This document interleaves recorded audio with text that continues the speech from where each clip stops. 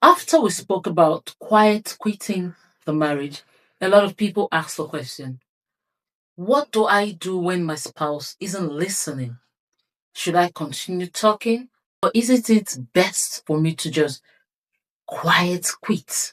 If your spouse isn't patient enough to listen, don't turn the conversation into another battle that you have to win.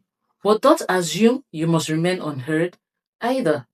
In marriage, communication requires two willing people. You can control how you speak, but you cannot force your spouse to listen. What can you do then? One, choose the right moment. Don't start an important conversation when your spouse is angry, distracted, rushing, or exhausted. Try, there's something important I would like us to talk about. When would be a good time for you? Two, say what you need clearly.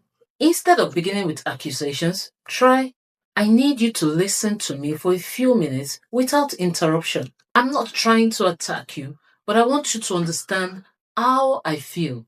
Three, keep it focused.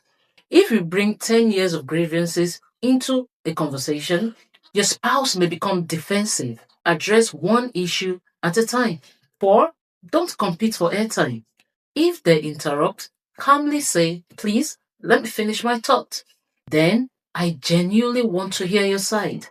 Five, pay attention to whether it's impatience or unwillingness. Someone may struggle to listen when emotions are high, but be willing to come back later.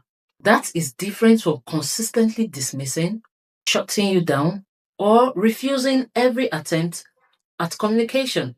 Six, don't confuse restraint with silence. Intentional restraint means choosing how and when to communicate, not accepting a marriage where your voice doesn't matter. And sometimes you may need to say, I don't need you to agree with everything I'm saying. I need you to understand what I am saying.